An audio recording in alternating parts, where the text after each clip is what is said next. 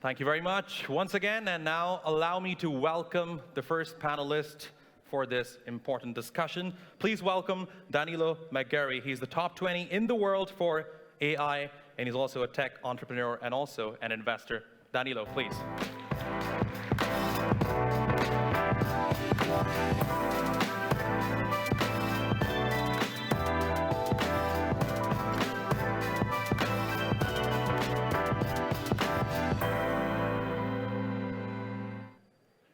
And now please welcome Dr. Rita Mazur. She's the founder and CEO of Decisive AI, and she's also the former Minister of Digital Transition and Administrative Reform of Morocco. Dr. Rita, please.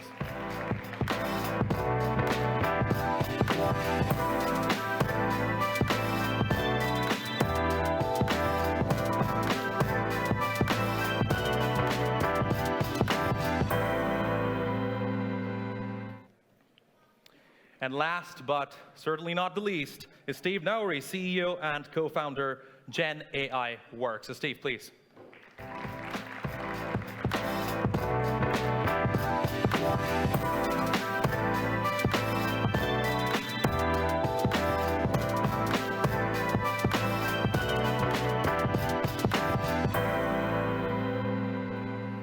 All right, we are all set. Thank you very much once again to all of you for being here, and especially to our audience for coming here. Some really nice, talented young minds here. You know what? I want to start with the audience.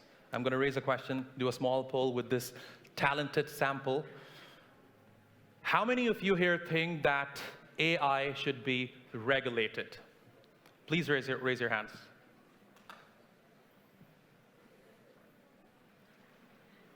It's great. See, if I have to make a rough guess, the majority disagrees. Because I did not see enough hands in the air to say that it's more than 50%. Let me ask you another question. How many of you here use ChatGPT? Don't worry, I'm not going to tell your professors. Wow. Okay. You know what, Dr. Rita, let me begin with you. You have been part of the government. You have actively worked on AI, its regulations. What's your take? Should it be regulated? It's a difficult question. So let me answer first by saying why it's hard to regulate. We may want to regulate. It's tempting because we're aware that there are risks, biases. But let me first explain why it is so hard. One, AI changes rapidly. So we don't even know how it will look like in a few months or years. Whereas crafting regulation takes time. So how do you regulate something that you don't even know how it will look like? How do you regulate something that does not exist yet? Second, AI innovation requires rapid experimentation. So if you impose heavy regulation, that every startup or every researcher has to go through a very heavy legal compliance process, paying actual lawyers, that will delay them, that will cost a lot of money, and that will just kill your regulation in your country. It's very dangerous. Last but not least, everybody already uses AI tools, and we know very well that many of these AI tools are not ethical, are not responsible in the way we want it. So can we just prohibit this use? We don't have real alternatives. So you cannot prohibit something and you don't have alternatives. But here's the argument, right? Still, we are in the very early phases because it's a new aspect. For example, when I was in college, there was no AI. Right now, the dynamics have completely changed. My younger brother, who is 19 years old, he's using AI to study. And it's not like I went to college decades ago. It's been only like 9 or 10 years. So you are saying that everything right now appears to be moving in the right direction when it comes to the AI industry. But what if this is exploited in the future by certain actors? So don't you think in order to avoid something of that sort to happen, we need stricter regulations? Oh, I never said everything is going to the right direction. I'm just saying that things are going fast and we need to keep up. We cannot stop ourselves. Talking about college, when I was a kid, I looked at encyclopedias to find information.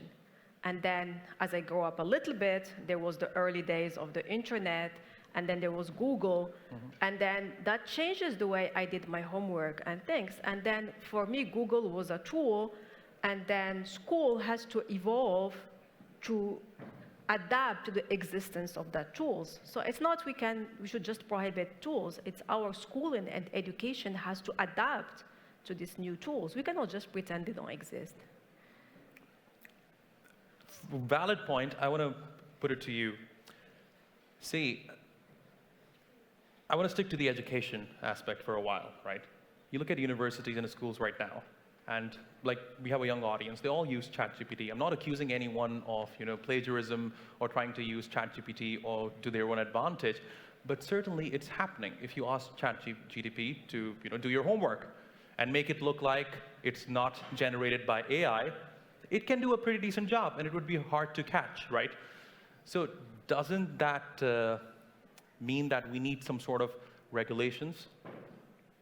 Let's talk about the education industry first. So in my view, the word regulation, it goes ahead of the actual root cause. The root cause is fear of something, right? And the natural next step is to talk about regulation, but it's not. The natural next step is to talk about educating people on this topic. Because how can you set a regulation on a topic you don't know anything about? And that's really the balance that's being struck right now between the private and the public sector. Governments don't move as fast as the private sector does, who are coming up with all these innovations. So to ask for a government to set up a regulation on something they don't know as well as the private sector, I think would be a mistake. It's like going to somebody for guidelines and methodologies to manage your children who don't have children themselves. So I think the first step is actually education, learning about the topic. And when it comes to the education sector and the use of AI, I work with a lot of universities. All students are using AI to complete their dissertations and essays. It's pretty obvious by now. But the thing that universities and schools need to do is they need to find a way of teaching the kids new skills. The regulation is not the answer here. The answer here is, what is the future of work like? What are the future skills needed that these children are going to then take up in companies? What kind of companies are they going to be creating in the future? And preparing them for that world, a world which is backed by AI, a world where they have this amazing technology next to them to find cures for diseases, for finding solutions to problems we've never had solutions for before. So what I would say is, regulation is the wrong word when it comes to education. It's more looking at skills gap and preparing the young people for the future that they're going to be running in countries. But don't you think the skill gap is only going to get worse if AI is doing homework or job for students? I disagree. So I've done studies on multiple countries and different companies and schooling education systems as well. What I found is, when you have this system next to you, you can actually become more creative. So I'll give you an example. When AI started to become a big thing 3-4 years ago, by the way, AI exists for over 70 years. It's not new, but the new form of AI with transformers came about 4 years ago. There was a lot of unrest, for instance, in Hollywood. A lot of script writers, a lot of directors started to protest against AI. But look what's happened today. Far more creative films are being created because of AI. We have far more tools in order to create special effects and to create experiences we've never had before. So I think it's exactly the same thing that's going to happen here. We're going to be adjusting to this new technology, and for the first time ever, we're not going to be the most intelligent thing in the room. There's going to be something more intelligent than us. So why not use that to our advantage to make ourselves better?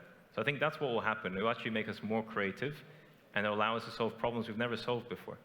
See, my argument is, Steve, I want to put this to you. The ones who work in the AI industry, the ones who are the developers or the code generators or who have studied coding, of course, they will have some sort of an advantage because these people are the ones who are coming up with this technology.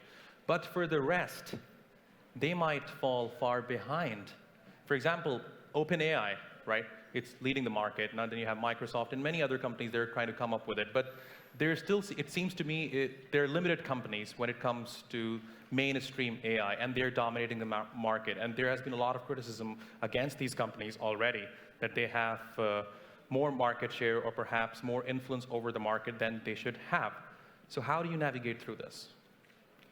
I mean, that's an interesting problem that everybody's talking about, like the dominance of certain companies and countries because they have access to resources. AI, building fundamental, valuable AI models and projects need a lot of compute power, energy, talents, and access to infrastructure. So the reality is like you're going to always have these certain companies, coming on the top.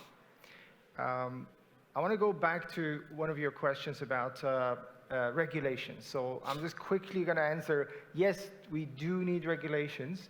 So if you're happy with this, but then... So it's 2 against 1, almost. Yes, but how? I'm where? neutral.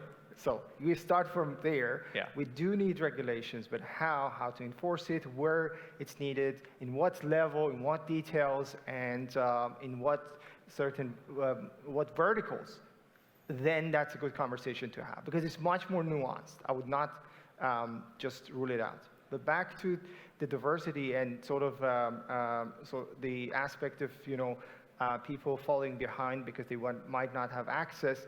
This is a real threat. This is something that I would probably put more focus at this point.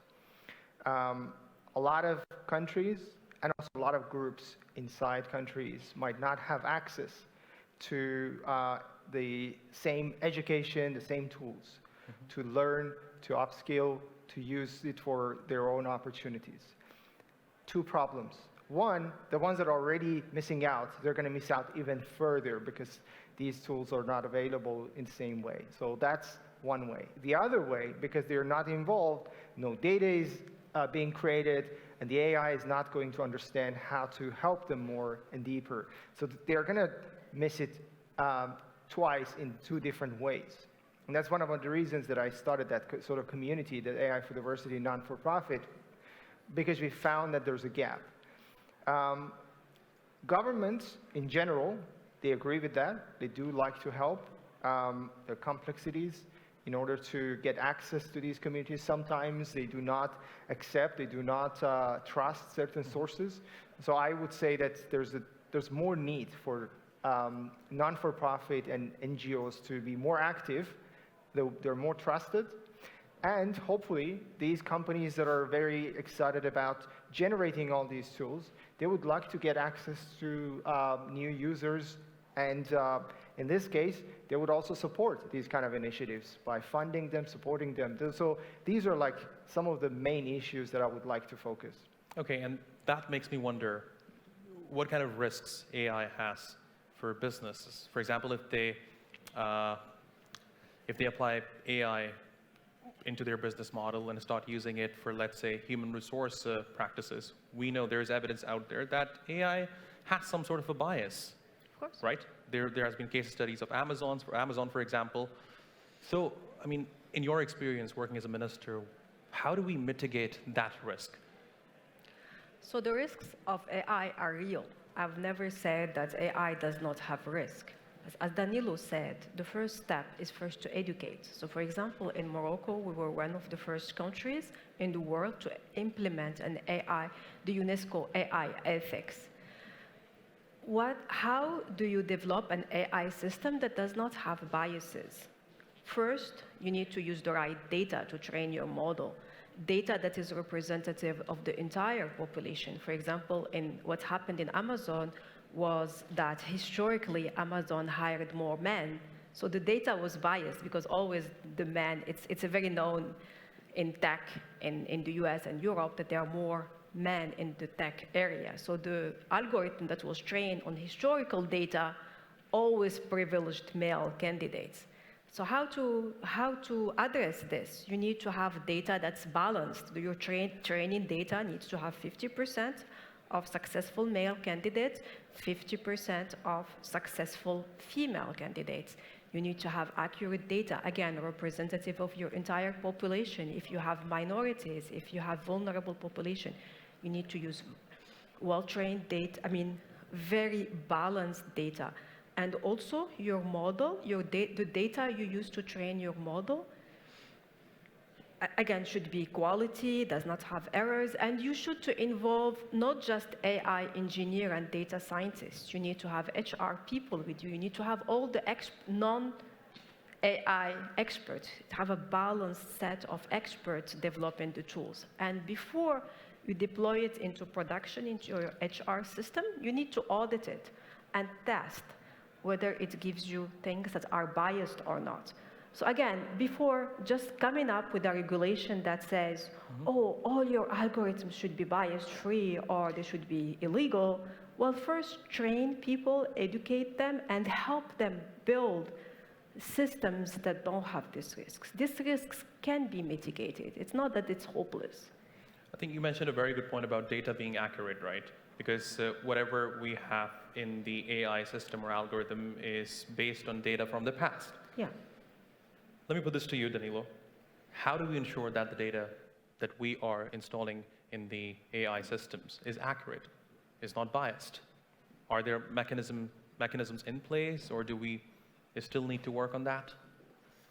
I think what Dr. Gita was referring to is when you build AI systems, you have to build it like any other tech system, any other application. They go through a phase of development, they go through a phase of UAT testing, and only after doing adequate amount of testing, it's then released for use.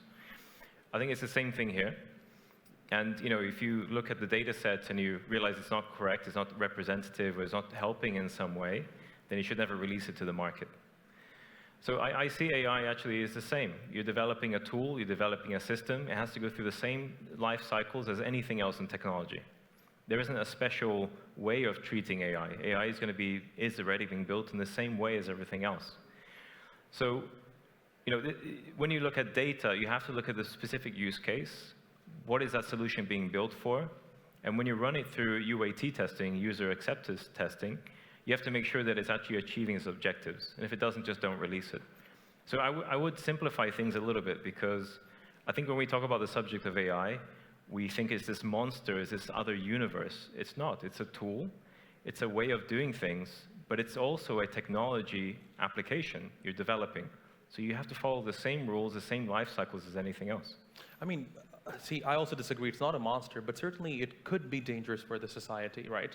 I know we were having this discussion before this panel as well, that it has been integrated into the defense industry, for example. It is being used by certain countries to target certain people with facial recognition and the use of AI technology integrated into missiles, etc. So this is what we have right now in 2025, and the AI industry is only improving as we speak. 10 years down the line, 20 years down the line, it could only get worse or more dangerous, perhaps, especially when it comes to the defense industry. So this is something I would love to break down a little bit. Yeah. So if something right now is being used in the actual physical world, the physical context, so in this case, it's for defense weapons. Yeah. And look, I don't condone the use of any tools to cause harm to anyone, right? So this is not something I represent. But some countries are using it. From what I have seen, in a lot of cases, it's being used to more accurately go into battle. Whereas before, you see these massacres that happened before where whole cities or whole towns are being obliterated because they're trying to kill one bad person. So actually, I think we have to have a balanced view when we talk about AI for defense. We have to see why it's being deployed. And I think it's up to all of you as citizens, in your country and other countries around, to make sure that you're questioning this use, you're petitioning the use of it, or you're asking at least for the evidence why AI is being used in certain ways. And it's in all our power, right? Today, we have the power of social media. A lot of you can build your own personal brands. You can influence what your governments are doing. But if I may interject there, and if we are questioning it, yeah. if you are asking people to question it, in some ways that means we are asking the government to regulate it. So again, I think regulation is a word. It's a blanket word. Like Steve was mentioning, you have to apply it in the right way for the right scenarios. When we talked about education, it was about actually educating people, ironically. When it's about defense, I think it's about carefully testing. I think in that case, there needs to be more regulation. Just like there is peace deals being signed and anti-nuclear weapons deals signed between countries. Mm-hmm. And that has stopped us from using nuclear weapons for many years. So in that case, I would condone a peace deal or peace agreement between countries not to use AI for defense. In that aspect, because it harms people's lives, it would make sense. In other aspects where it's to do with rolling it out in the private sector, I think it's not necessarily regulations the right approach, it's more to do with education. Okay. Steve, let me get your thoughts. Given that you support regulations, I understand your opinion might differ from theirs. Sure. No, I mean, I agree with what was mentioned by Danilo. I think we do need regulation in two tiers, international regulations and national regulations. In international version, it's not a matter of the technology. We need more empathy, more understanding, more collaboration. So it's just totally independent of whatever technology that we're talking about. We all need to understand each other more, see from each other's eyes, and think about us collectively as humans. So that collaboration is needed 100%, regardless of what technology we're talking about. And as technologies get more profound and more, sophisticated, they are becoming double-edged swords that they can apply to good and bad. Same thing can happen with any other technology apart from AI. AI is one good example because we're our backgrounds and the topic, but then there are other technologies that in the same way can be used and needs regulation. So I would kind of stop before the technology and suggest a lot more talk, collaboration, and understandings. But again, this brings me to economic benefits, right? To what extent, Dr. Rita, let me ask you this question. To what extent do you think economic benefits are considered when it comes to regulation, deregulating AI? What's your view? Of course, economic benefits are important. I mean, but they're not necessarily. I don't want to say because it's economic, we're not thinking about risks. I'm not thinking about ethics. There is a race going on right now. And if a country makes a decision of over-regulating, that can be very dangerous because they can fall behind. So it's more than just the dollar you make at the end of the month or the year. But I want to nuance what I said about regulation. I'm not saying I'm against all regulation. It's, for example, to start, you can have this ethics framework, this education, explain how to do ethical, responsible AI, and have guidelines for that. For the super critical applications, like defense or maybe even healthcare, you can have some mandatory regulation that you can enforce. But even for that, be careful not to put too much ties on your country when others are maybe moving ahead of you. And another, even if you want to develop mandatory regulation for something like healthcare, there is an interesting mechanism that's called regulatory sandboxes. So what these regulatory sandboxes? They allow countries to, you let startups experiment with their tools, develop their tools, and test them on real users on a small scale. And then they make the decision whether they allow them or not. But now the decision is made based on real evidence, on the actual risks, not just hypothetical thinking. So there are ways to go. It's not like black and white, you regulate or you don't regulate. There is a whole spectrum of what a government can do. You know, we have used the word national and international regulations multiple times in this discussion. I want to put this to our audience. Those who supported regulating AI, tell me, do you think there should be regulations primarily on a national level, or would you support having regulation on an international level? Those who support international, please raise your hands. And national? Wow, only one over there. Two, okay. 2 versus, I would say 10. Go ahead. Just something I think is important. You know, we talk a lot about AI, but I think it's important for everybody to recognize that AI is not the only thing that's happening at this moment in time. You know, we have huge advancements in sensor devices, IoT devices, hardware, so processors, memory. There's huge advances happening in the data side of things, being able to switch data far faster with 5G. Now 6G is already out in some countries. We have satellite communications happening. We have autonomous vehicles. There's over 100 companies in the world with over $100 million in funding for humanoid technology. So, when we combine the software side of AI with the physical world, like we are doing with autonomous vehicles, but for everything else that robots can do, there's a lot more happening in the world than just AI.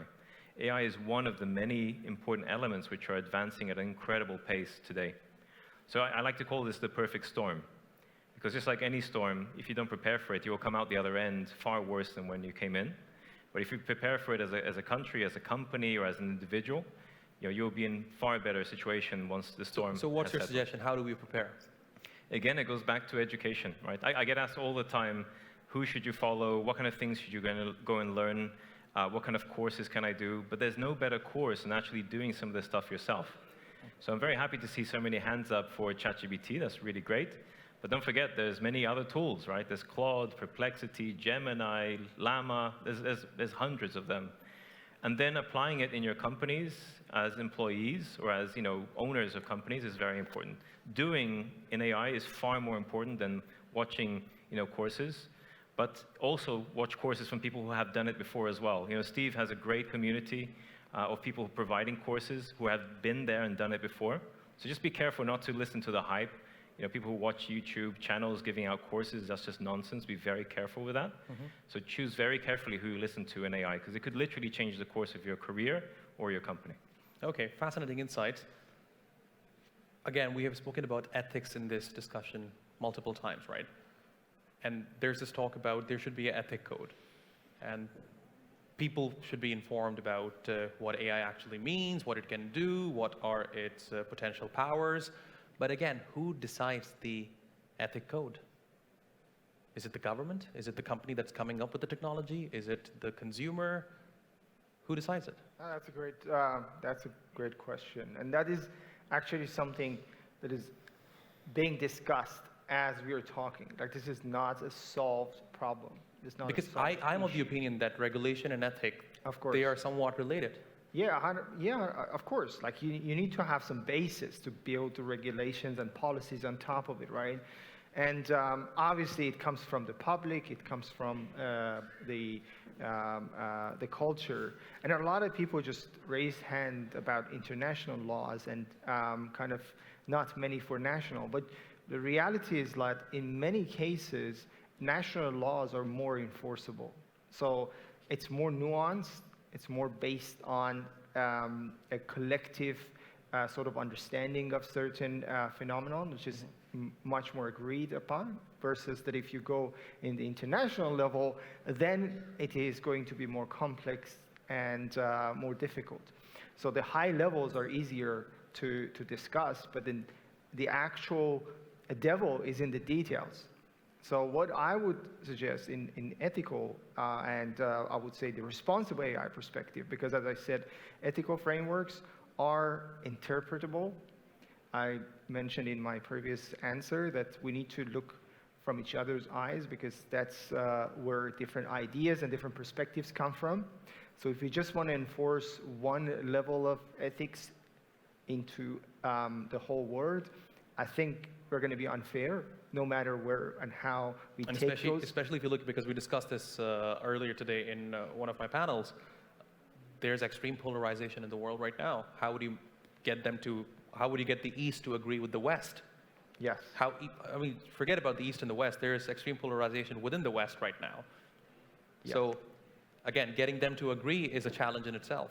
Of course, that's why I suggested like more talks, more collaboration. I think there is an agreement across the board, and that's.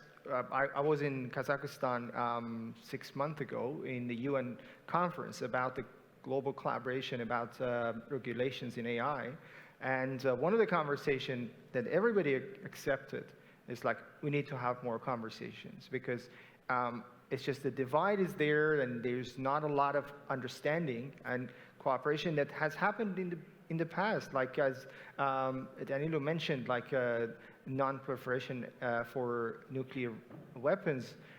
I mean, it was successful to a large extent, and similarly, not cloning humans. Like we don't see a lot of clones in. I mean, I haven't seen any, but so that's one of the outcomes of that particular international collaboration. So I think we should be hopeful that the smartness of the crowd will bring us together, and we would come up with a way to collaborate. And finally, I would say that ethics are something that it's more complex to follow in the international level. I think responsible AI is something that is probably more understandable, less interpretable. It's more about outcomes and certain mechanics that is sort of agreed by most of the, I guess, scientists and philosophers. Can I All right, add something? please.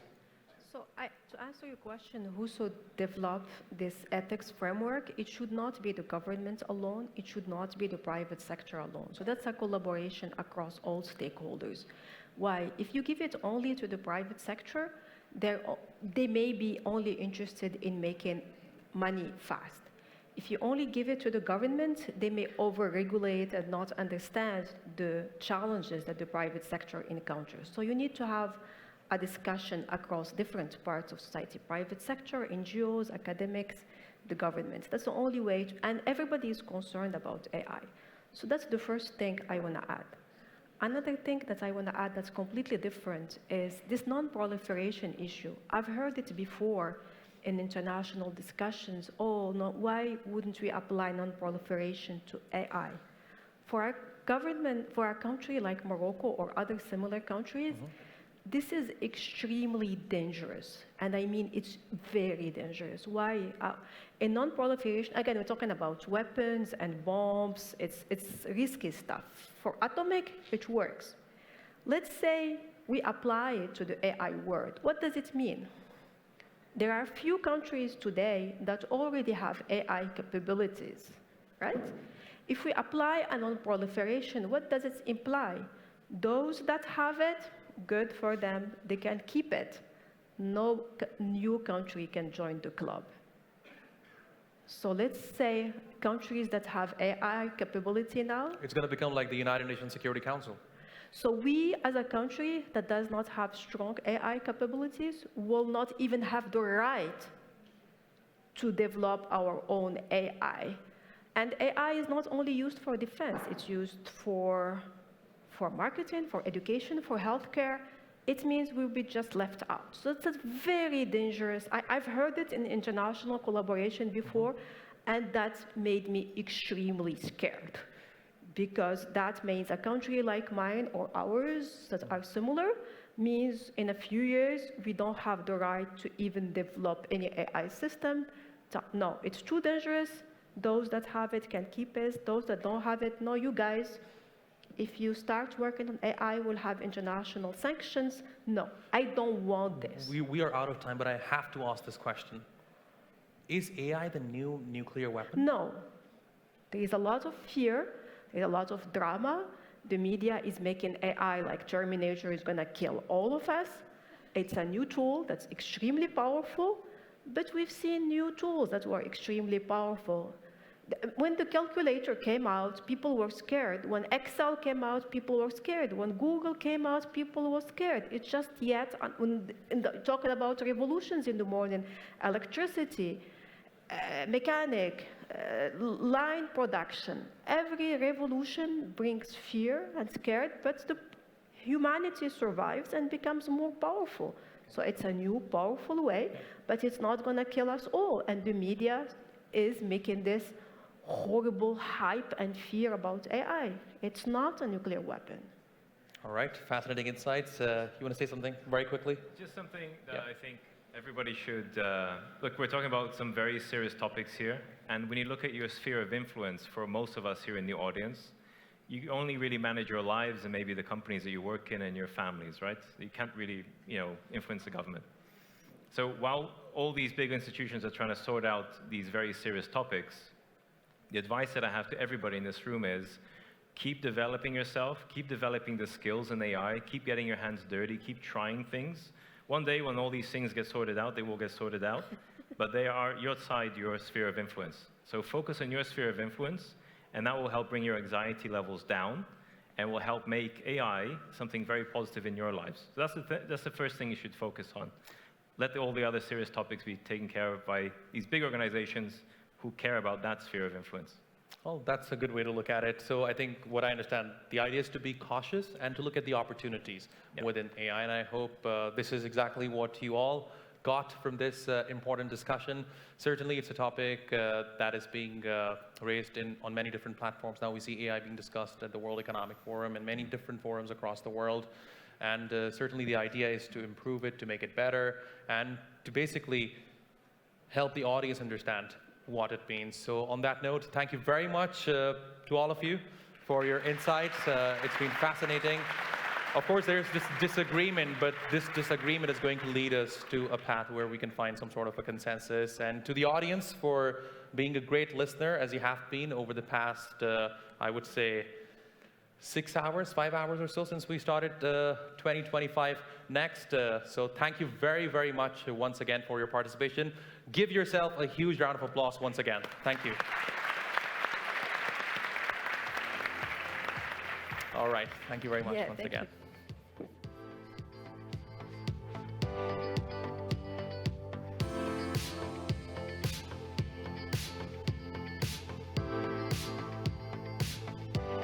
Everybody, you good? Yeah. Hello. Yeah, please don't go anywhere. My colleague, Regan Devi, is here to introduce his panel. Regan, the floor is yours. Thank you very much.